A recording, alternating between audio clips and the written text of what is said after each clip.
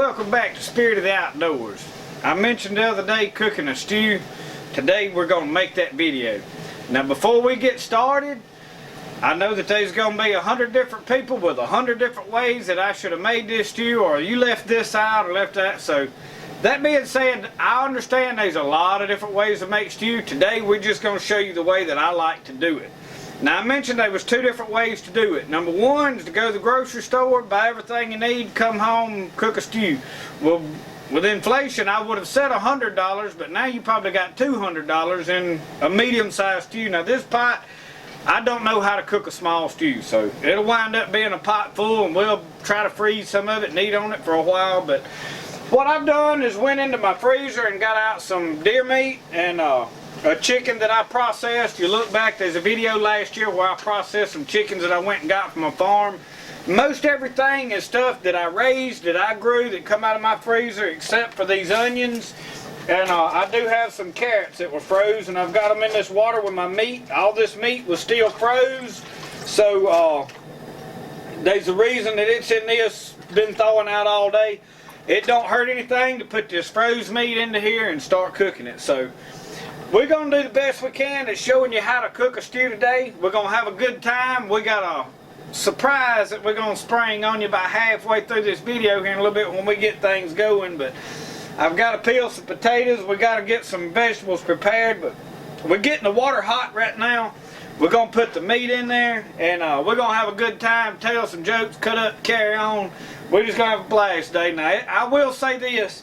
It takes about 4 hours to cook a stew. I'll try not to make the video that long. But anyway, if it gets that long, we're going to make it fun.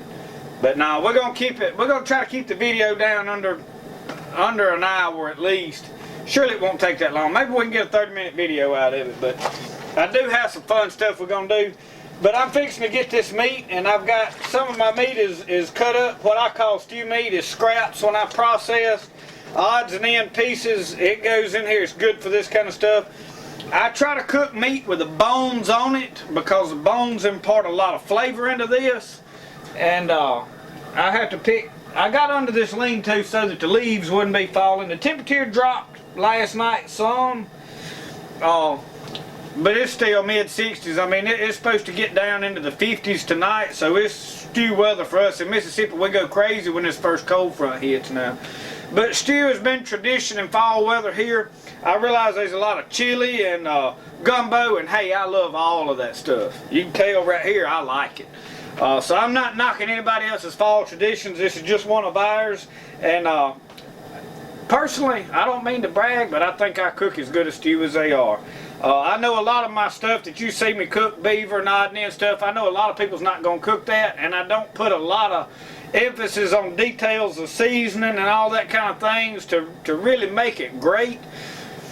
From here on, some of the cooking videos that I'm going to do, we're going to put a little more effort into and show how to really make them good. A lot of times when I'm filming, I get in a hurry and just try to get it done, but we're going to make some of our cooking videos from now on we're going to specialize in some wild game cooking and show you how to make it really good. I've got some mushrooms that I'm going to probably throw in here at some point that we picked this morning. We picked some cinnabars and some chanterelles this morning. And I've got two new puff balls that Brody found.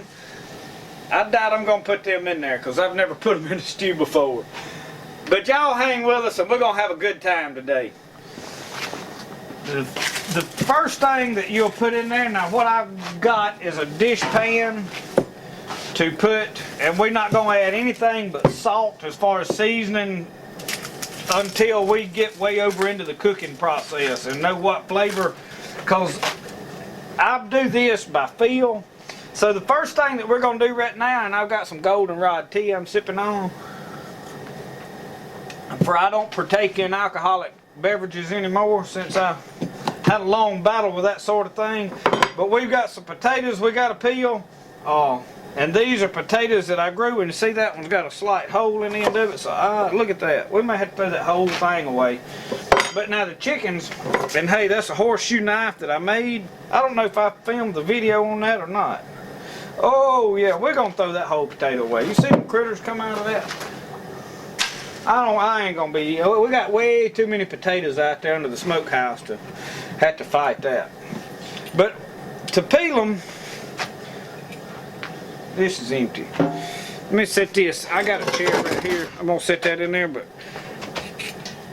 these peelers, and I'm doing this for two reasons. One, the peeling's kind of tough sometimes, but now in a stew, I don't mind it personally. But you don't really wash potatoes when you storing them. You seen when I put these potatoes up that I rinsed them off. That's one thing, you don't want to scrub them and clean them. A lot of people think that, oh, you can't even put water on them. You can rinse some of the big clumps of dirt off. It don't hurt nothing, but you do not want to go to scrubbing and washing potatoes. Doing this right here, I'll put these in this dish pan.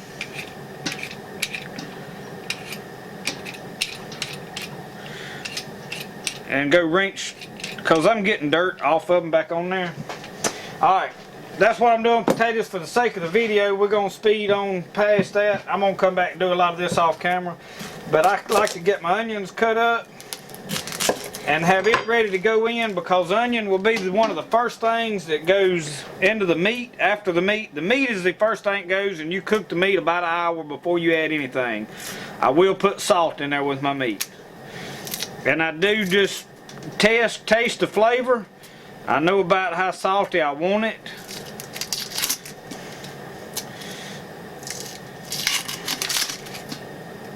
Now you can put any kind of meat that you want into a stew.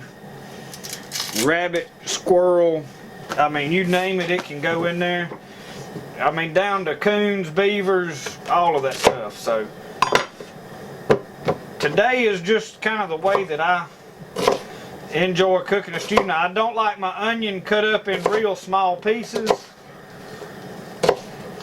About like that is sufficient, and I'm going to be putting all my vegetables that's going to go in first in there. I'm going to get my potatoes peeled and cut up. I'm probably going to put them in something separate, because I don't put my potatoes in early. Potatoes will cook to a mush. You don't want them in for a long time. And I really need more onion than I have. But y'all, you can't hardly find groceries no more. I've been telling y'all that things was going to get tight. We went to the grocery store last night, and I wasn't getting stuff for the stew. In fact, I didn't even go. I stayed home with Brody. But when they come back, there wasn't no cornmeal. The flour was very limited on what you could get, so you guys will have to get ready. We fixing to have to start living off the land. Alright, we're going to get these onions cut up, and then I'm going to just peel the potatoes, and we're going to take them and rinse them off, so y'all hang with us. We're getting our meat in there. This water's not boiling, but now I took this chicken, pulled it apart. This part with the breast, I split it but so I won't have big long stringy pieces of meat. Now my deer meat, you can see this is cut up. I don't want to pour that blood in there. Don't do that. But you see this is cut up pieces of meat. Just drop it in there like that. It ain't gonna hurt a thing. I know some people's gonna cringe and think, oh, it should have all been thawed out. And it's probably preferable that way, but this does work. Been doing it a long time. When you get your potatoes peeled, all these peelings are chicken feed. Alright, we just now getting to a boil. You got a good bit of water, so it takes a good bit of salt, but don't over salt it. You can always add salt to it. You can't take salt out.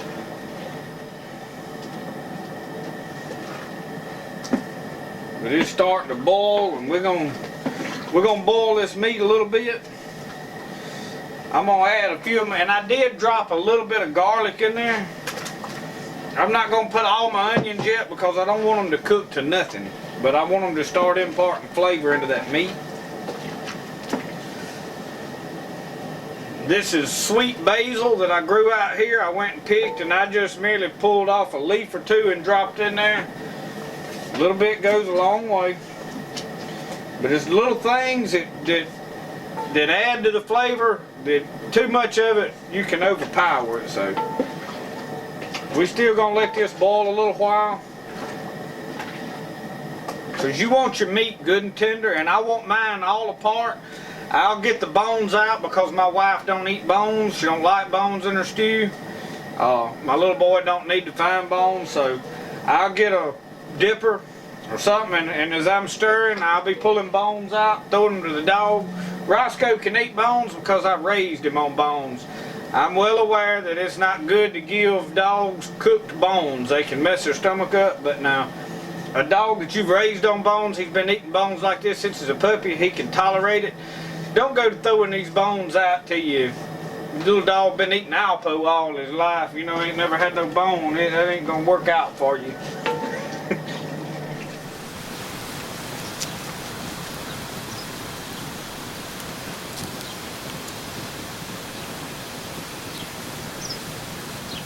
I went and picked me some green onions.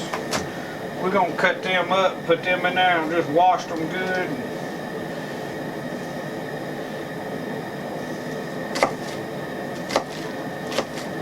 I put the other onions that I had cut up. I had two white onions or yellow onions. I think they were yellow onions.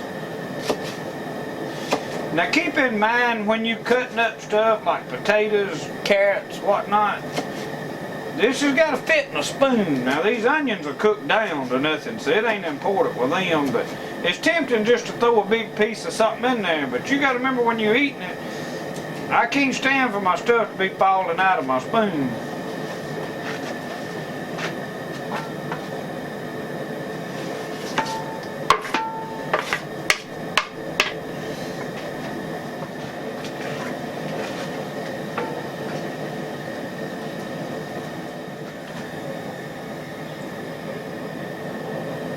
Sitting here looking at this knife, y'all. We finna make a new one. I've decided what I want. I have toted several different kind of skinning knives and stuff over the years, but I've decided, and lately I've had two different, as far as my hunting knives, has been those bushcraft knives, what I'll call them. Y'all know the ones, all the bushcrafts got that wide blade. Now I like it in certain areas, but they're designed for batoning and beating through wood, which I do not do. I do not believe in beating on a knife and beating it through a stick. I've never had to do that. When I get to the woods, I've always been able to find small twigs and limbs to start my fire, so I didn't have to split a big log down to I'm not bushcrafting out of my log pile over here that I burn my firewood. When I'm in the woods building a fire, there's always plenty of small twigs and downed limbs that I don't have to baton wood. So I'm gonna build, I want a Bowie knife about this long that sits right here. I want that Bowie knife right there where I can draw it with this hand and wear a pistol over here because I'm left-handed. So we're gonna make that. We're gonna make that happen. Man, the meat's starting to come off of some of these bones. When it does, we'll start getting something that I'll probably go get my meat tones or something. You can see that drawing up. And I've got this turned up about wide open as it'll get. So right now we just got the onions, the meat, and a little bit of salt in there. You hadn't missed nothing. We got some peppers, bell peppers, and a few sweet banana peppers. Now I'm not gonna make this real hot. But now, like I said, you want to keep this stuff. And these vegetables right here will be put in late into the cooking. Some of them still got some ice on them. I've had them trying to thaw them. But I'm going to leave them sitting in this bowl over here if the flies don't get too bad. Now y'all, if a fly gets on my stuff, I'm done with it. But I'm cutting these baby carrots in thirds. Now if you had full carrots, just keep in mind when you cutting up stuff that it's got to fit in a spoon, but now it will cook down some. But the secret is I put a lot of my vegetables in certain orders. Not always the same neither, but I go by, like, these carrots has been froze and they're a little bit soft, so I won't put them in. That's why I'm putting them in my peppers. I don't want my peppers to cook down to absolutely nothing neither. But now this is rusted looking, but I did go scrub it good. I'm sampling this juice here alone, and if I didn't have, I tell you what, there, you can set it in that, because you have to taste it along and know what to add. And I added a little bit of this Tony Satchery's. I like a little Tony Satchery's. I call him Brother Tony.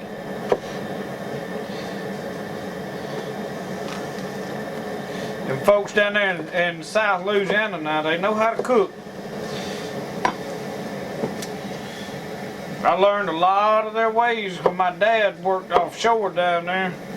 He'd come back cooking, and we've been down there to some of them's houses, different ones.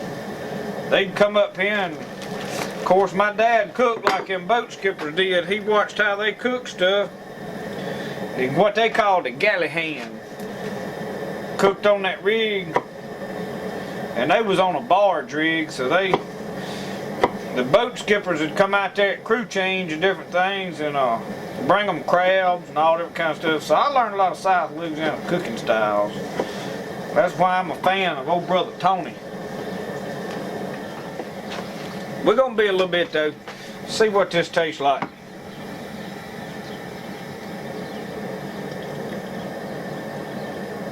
Man, yeah, and I know you can't see with my hand in the way, but I cut 4 slices that way, and then I'm gonna cut these things up. Like I said, I'm gonna keep it where I can fit it in a spoon. I'll turn it this way where you can see kind of how I went about that.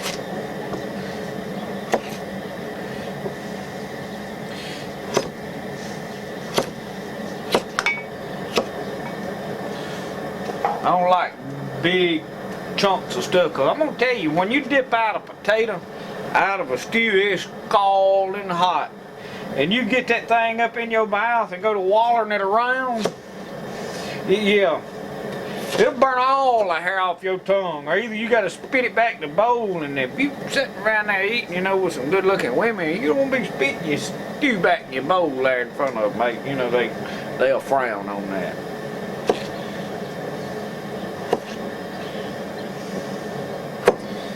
I had to learn that the hard way.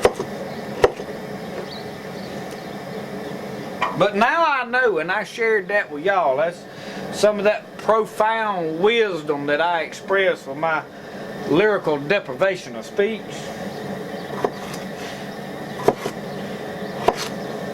I know old Kyle will like that. Alright, y'all. I told you I had a surprise for you. Look, laying right here. Now both of these, this one is a .45 caliber, Traditions Kentucky. This appears to be a kit that was somewhat poorly put together. It's missing the 2 sights. I'm going to build some sights for it. I have shot this handgun. I don't even know what to call them. They called me the other day about this one. Now this is a .50 caliber Traditions Trapper. It has the set triggers. This gun apparently has never been fired. I wanted it because it is .50 caliber. I like this one. This one's somewhat rough. I don't mind beating and banging around, but at .45 caliber, I've got to buy another ball mold and make my own lead and all of that stuff, and just the bullets for it's $20-something for $20 a piece. So it's just not. I can cast my own bullets for this. So this, being that I don't know that it's never been fired, but it does not appear to have ever been fired. Looking at this, and I don't know how much you can see out here. I don't have good light. Let's take it and shoot it. Now I promise I'll push your ball all the way down this time. My dad's over there shooting. I've got this loaded. I've got it set on 30 grains of 2F.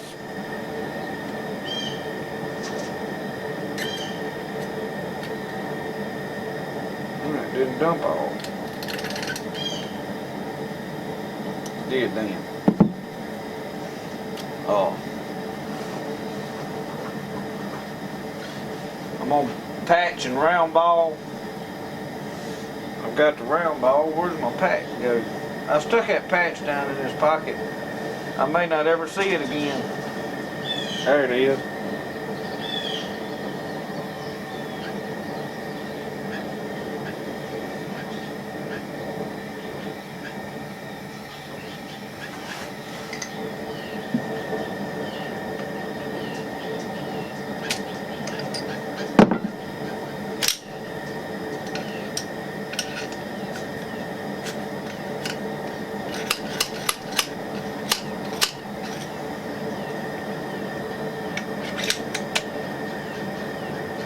Alright, I've got the caps. Let's get one out.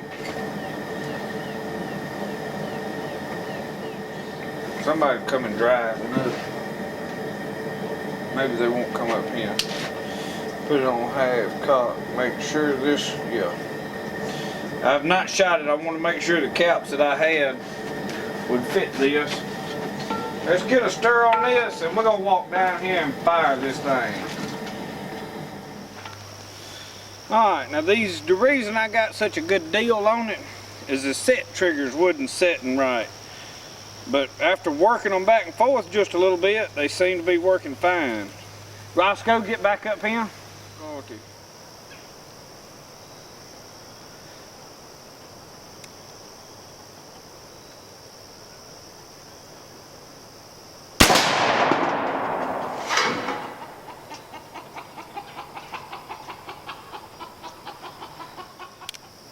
Sweet. You can see it a little better down here in this light. But this is a Traditions Trapper. Made in Spain. 50 caliber, 1 in 20. It says read and understand instructions before use. We ain't even got no instructions. Oh well. Now this is boiling pretty good and it's steaming out a little bit of water, a good bit of water, so we're gonna add, you just have to kind of keep an eye on that.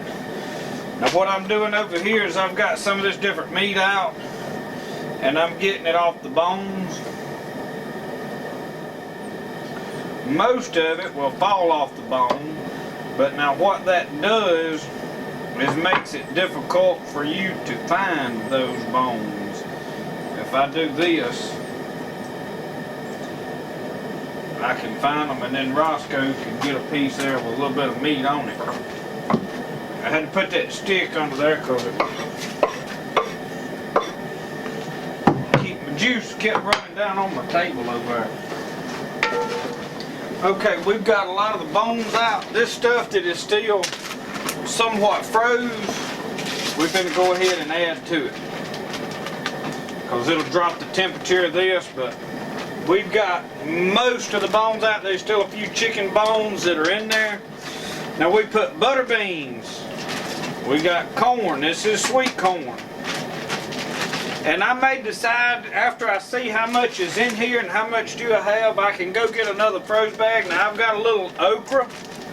This is okra that we grew this year and cut up, and I had put it in the freezer.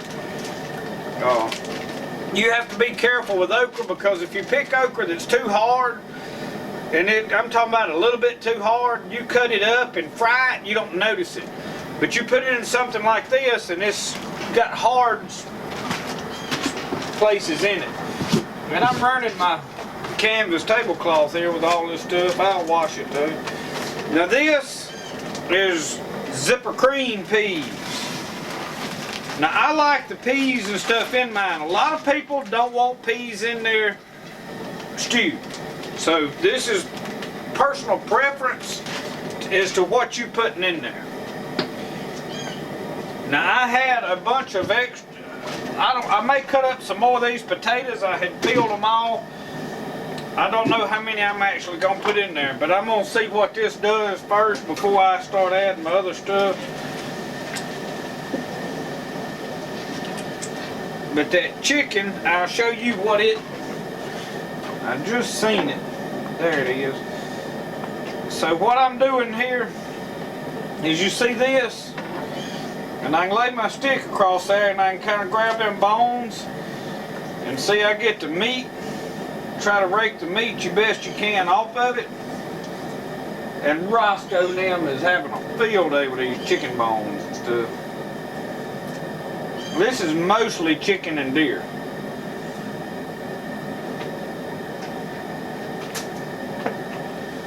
There might be a beaver leg in there, but don't tell my wife.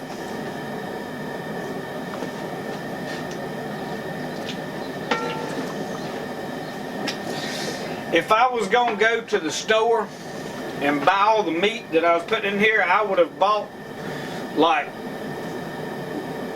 Western pork ribs for one thing, because they have a lot of fat on them and that fat imparts a lot of flavor in here. Then I would have bought probably chicken thighs, because you can pick those bones out really easy. Whether these chicken ribs in this whole chicken I put in there, this is a half a chicken I put in here. And the bones is going to be harder for this to get all of them out. But now with beef, I would have got beef tips or even a chuck roast. You can cut a chuck roast up pretty good. But anything you want to put, there's no, you've got to have this or you've got to have that. It's all personal preference. But I cook my meat. This meat has been cooking now. It's 5:30, so it's been cooking since we started around 2:30 when I first started. The meat's been in there boiling about, it went in about 3:30, so it's been in there about 2 hours, and it's starting to come apart, come off the bone. The more I talk, the more that rooster's gonna holler. He loves attention. We're gonna cut his cone on a video before too long, because it's flopped over one of his eyes. And I wait till cool weather. I don't cut cones, but I'm going to cut his because it's flopped over in his eye. If they stand up pretty, I don't fool with them. But I do that in cool weather, and I've tried to watch the moon phases. I like to do it in the dark of the moon.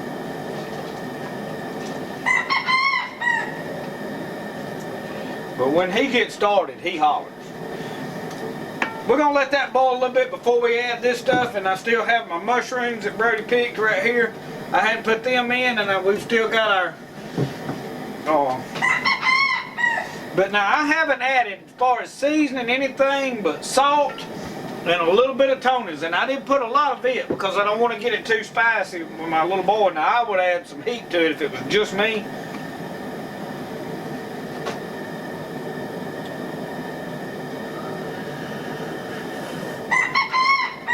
You don't really slurp out of the spoon, you just kind of suck off the top, else you'll burn the hair off your tongue.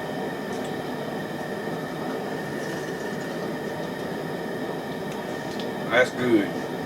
You see, to make a good stew, you don't have to import a lot of, here Roscoe, you want to sample it? You don't have to import a lot of seasonings in it. The vegetables and the things that you're cooking mixed together is where your flavor comes from, and the bones have a lot of flavor. And then when you put something with some fat on it, you're golden. So the secret is not to over season it. I've eaten a lot of stews that people poured all kind of seasoning in there, and you really couldn't taste the quality of the vegetables. All of this is homegrown, except the carrots and the onion. And then I did add some homegrown onions in there, but this stuff has a lot of good flavor to it. These beans is going to put a lot of good flavor in there. But just boiling the onion with the meat makes a huge difference. You can't add the onions when I dump all the rest of these vegetables in there. They're flavoring that water all the time. And now this water, I'll let you get a look into this and see what it looks like at this point. See, this water is a very brownish, but it's transparent. but it is very flavorful. It's more like a broth. It is good.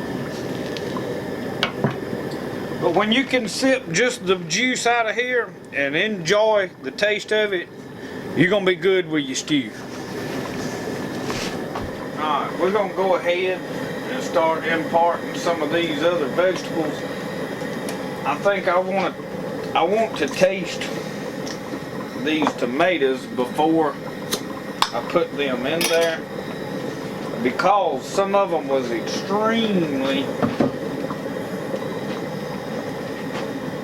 salty.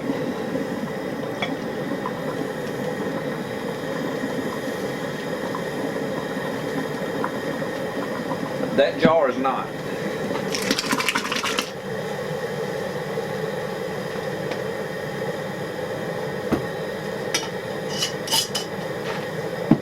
These are mostly Better Boys. There is some Cherokee purples probably in there. I can most of my hillbilly potato leaf, which is the yellow tomato, separately. So every time you add something, you see that water quits boiling. So by the time we get everything, all these vegetables added, we're gonna have a huge pot of stew. It's gonna be more than any of us can eat. But I don't know how to cook a little stew, so. And I realize you guys can't see down in there real good because of the steam and all. I wanted you to kind of see as stuff went in.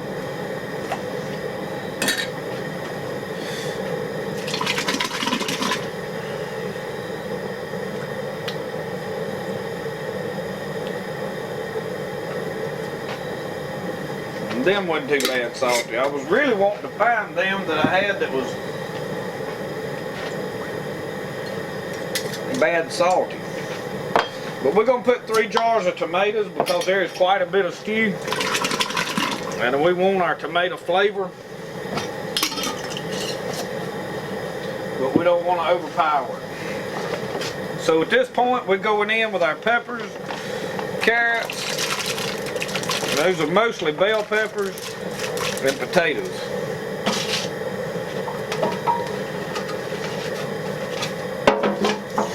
That way we get a good look at what our vegetables look like and decide if we need to add more vegetables.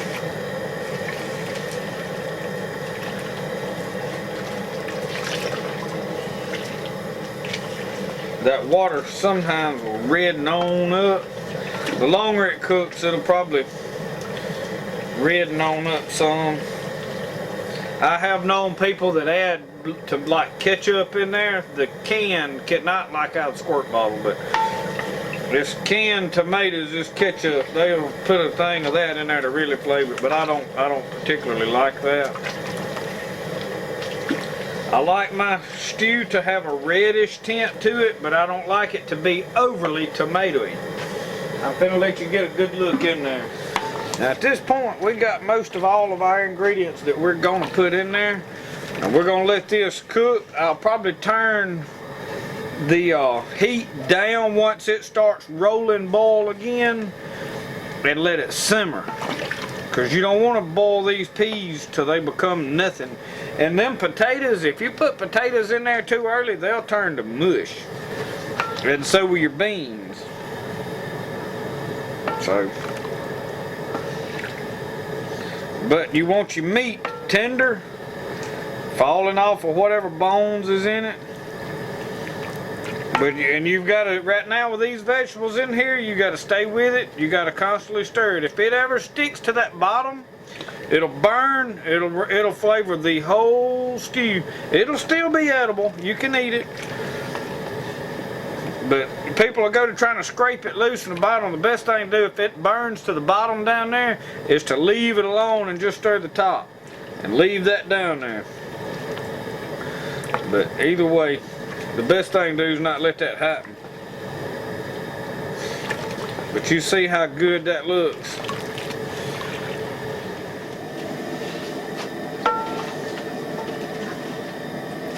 I think we're going to be just about right. We're going to stand here and stir in this a little bit. Let this flavor do what it's going to do, and then we're going to sample it see if we need to add any salt or whatnot. I did put another bag of corn. It's easier to put the bag because the silks and all that stuff in the cob. I'd cut up the rest of them potatoes and added them. I like my little stirring stick here. I got a hickory stick that it's hanging up in the house, and I used to stir with. I kind of patterned it out of some of the native peoples around in this area. They make hominy, and this is basically corn. They cook it in a pot like this, and they stir it. They do it out over a fire, you know, like you're supposed to. But they like a good heavy hickory stick. And you know, they got several uses, because you know, when a dog comes up there, they'll wrap that dog over the head, and then they can keep stirring their stew.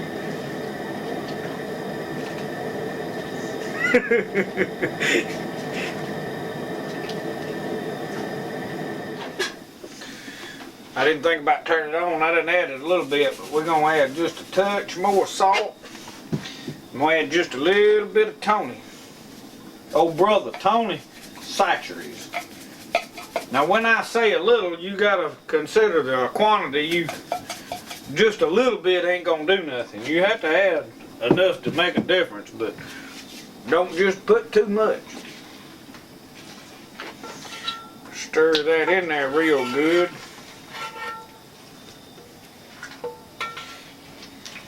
But now we have done cut this down to it ain't even boiling. We're gonna let it just simmer. It is boiling.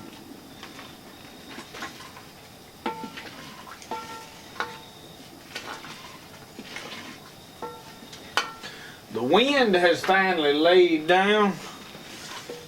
I got my monkey sock on my camera mic here. I hope I ain't get all that wind noise, but you can't never tell. I got a fire around there burning I can't even look at. I'm about to move my fire pit. Let's see can we taste this now, if it's got what kind of flavor we got here. You gotta blow on it first now. Don't get up there and scald your lip.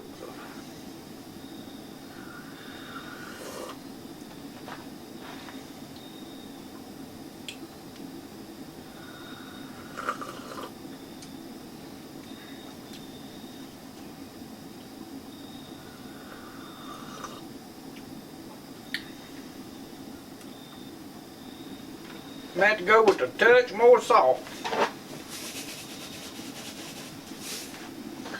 And I add it a little bit at a time. I don't just go to really dumping it to it, because you can always add more. But now this is one of these things that everybody's going to prefer something a little different than the way one person. Everybody ain't going to like the same thing, in other words.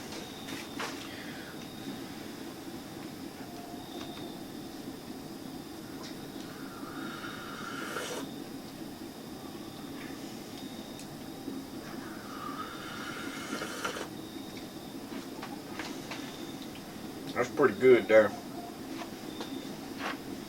Hey y'all, we ain't even added our mushrooms yet, which is a good thing. I intended to put them last. Show y'all what we found this morning. Brody was excited over these. Look. Well, let me find them. These they done been laid out. Most of y'all know the chanterelles are these yellow veins. Well, these are the cinnabars. They're chanterelles as well. And I don't know if that camera's focusing up this close, but now we got them, so we're just gonna throw them off in there.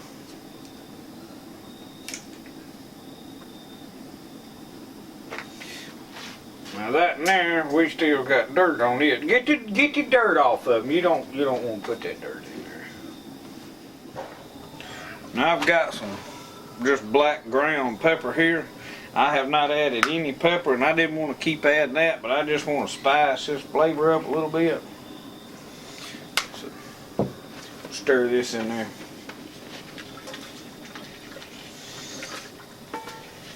Y'all, I was cooking this stew.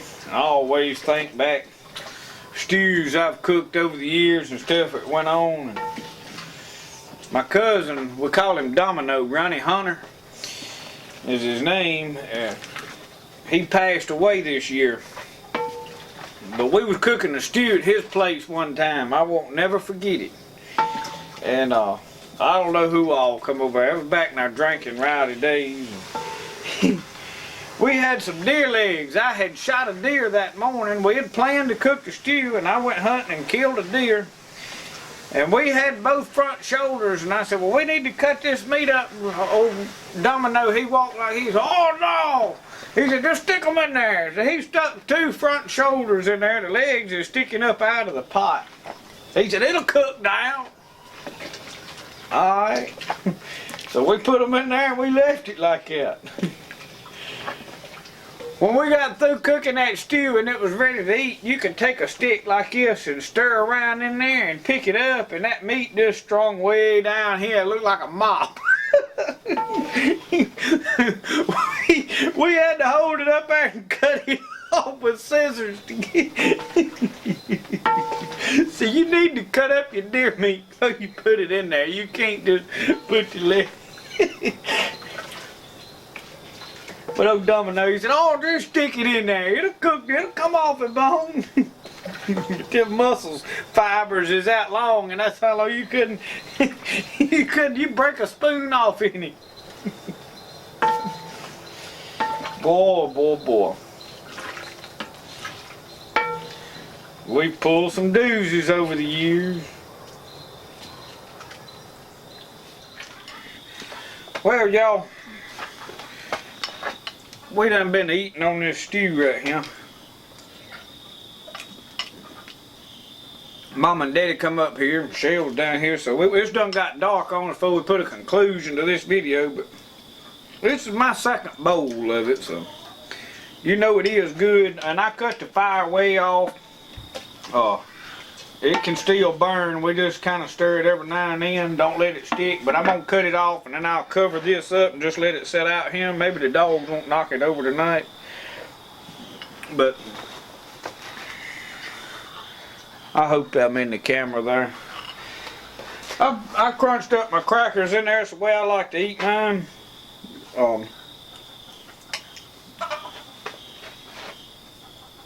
But that's good stew right there. Boy, I'm telling you. I wish I could give y'all a bowl. You won't buy it. We need to name this stew. I don't know, you know, we need to come up with a good name. Something that's good needs to be named. Y'all got any ideas what to name it? Name it what? I can't hear you. Turn your mic on. I can't hear you. One of you reached for the mic button, didn't you?